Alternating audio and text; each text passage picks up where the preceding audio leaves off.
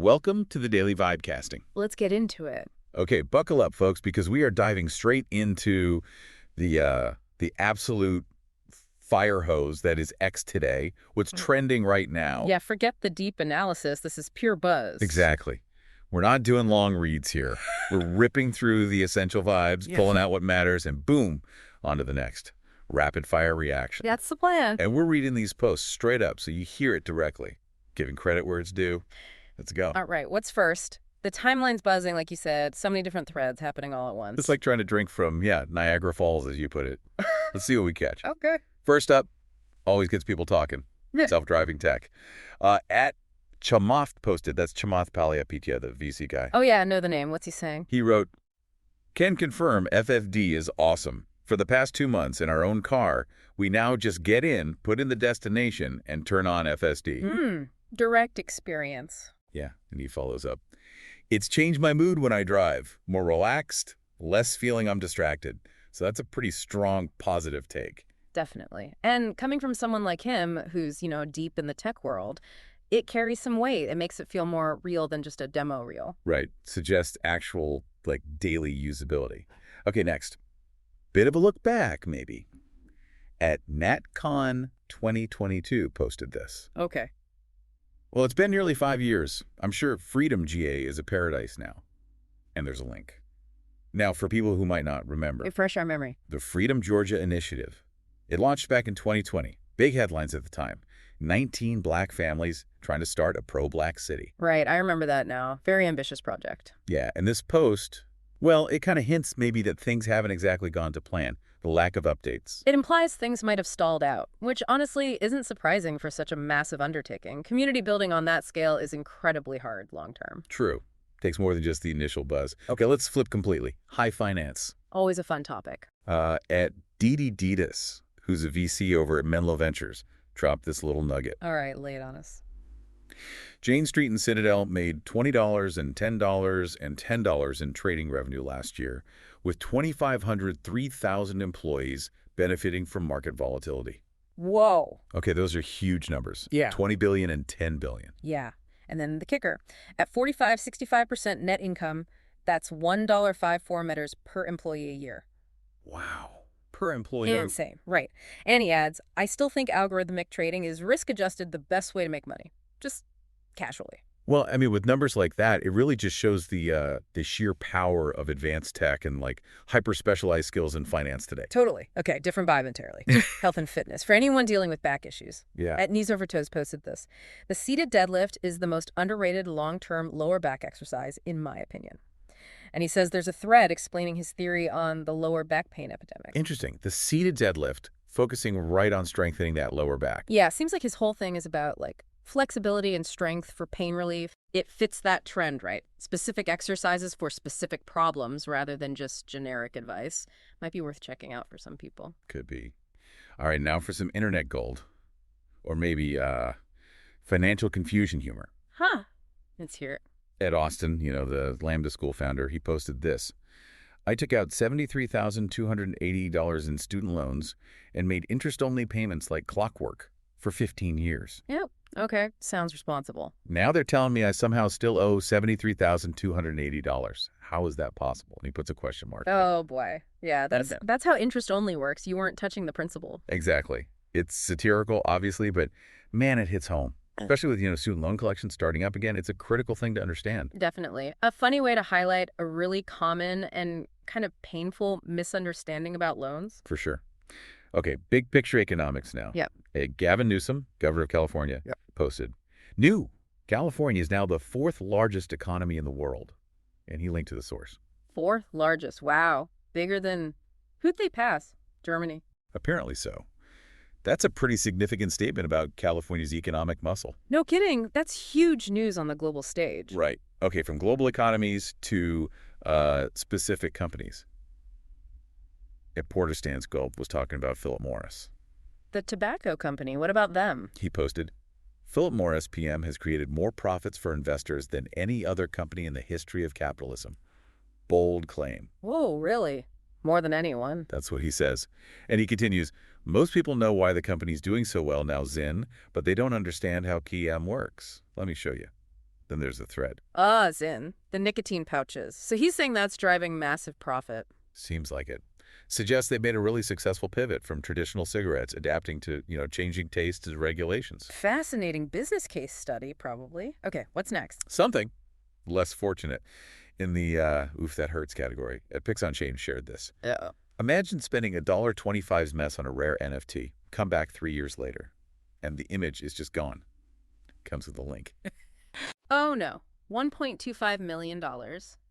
And the picture disappeared. Yeah, the NFT was from CloneX, apparently. It's just a brutal reminder, isn't it, about the risks with some digital assets. NFTs being unique digital items. Absolutely brutal. And it really hammers home how important the storage is. Like, where is that image file actually kept? If it's not permanent, the whole thing can just vanish. Exactly. Value gone. Poof. Okay, shifting to some heavy international news now. All right. At Spectator Index posted this. Breaking. Pakistan says any attempt to stop or divert flow of water belonging to Pakistan as per Indus Waters Treaty will be considered as an act of war. Wow, act of war? That is incredibly strong language over a water treaty. It really is. The Indus Waters Treaty just underscores how critical water resources are, especially in, politically tense regions. Geopolitics 101. No kidding. Water is fundamental. That's a serious development. Definitely one to watch. Okay, back to tech and Tesla again. At Elon Musk himself tweeted. What now? Simply, your Tesla car will earn you money with a link. It points to a post about the robotaxi concept. The robotaxi dream. The idea that your car drives itself around making money for you while you sleep. Pretty much. Yeah. Still feels a bit out there, maybe. But that's the vision he's selling. It's definitely ambitious. The tech is one thing, but the regulations, the public trust, lots of hurdles still for widespread robotaxis. True. Very true. Okay, this next one sounds weird. Weirder than robotaxis. Maybe. At AI Safety Memes posted, reports of ChatGPT voice mode suddenly turning demonic. Why does this happen? Includes a link, too. Demonic? Seriously? ChatGPT's voice mode. That's the report.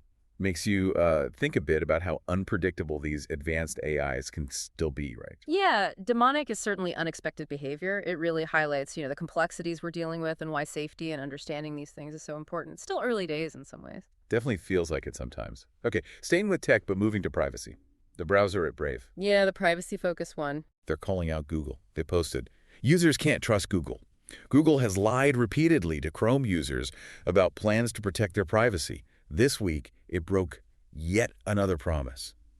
And there's a thread. Ooh, shots fired. The privacy battles continue. Seems like it. It really just reflects that whole ongoing tension, doesn't it? How companies handle our data and the very different approaches out there. Absolutely. A constant push and pull. All right, quick hit on politics. Yeah. At Spencer Hakimian shared a post saying just pretty striking graphic. And there's a link. A graphic about? Looks like presidential job approval ratings. Comparative ones, maybe around the 100-day mark or something. Okay. Those visual comparisons can be really effective, right? Give you a quick snapshot of public opinion across different times. Exactly. Data visualization doing its job. Okay, a much more personal post now. Yeah. From at J.D. Vance, the vice president. He shared a photo from India. Okay. He wrote, with 3 little kids staring into the sun. This was actually the best photo we got at the Taj Mahal today. Huh. That's relatable. Even the VP struggles with getting good family photos. Totally. Just a funny human moment shared from someone obviously in a very public role. Nice. Shows a different side. Okay, back to relatable frustrations. But this time for sports fans. At Ryan21 Marks is not happy. Uh-oh. What's the issue? He vented. I have YouTube TV. I have NBA League Pass. I live in Ohio. I still can't watch the Cavs Heat playoff game. Oh, the dreaded blackouts. Exactly. He goes on. What am I even paying for at this point? Literally unblocks the game to show the commercials, then reblocks the game when it resumes. This is pitiful. Ugh, that is infuriating. Anyone who's tried to watch their local team legally online knows that pain. The broadcasting rights are a mess. Such a mess. Yeah. You pay for multiple things and still can't watch? Maddening. Totally. Okay. Nearly there. What else? Just a couple more quick ones. At Langman Vince posted a simple, how is this possible? With a link. To what? It looks like one of those before and after comparisons, this time of the actor Mickey Rourke.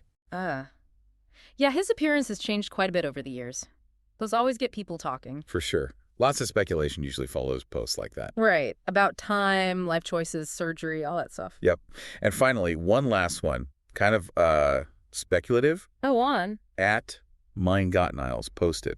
I have a theory with a link.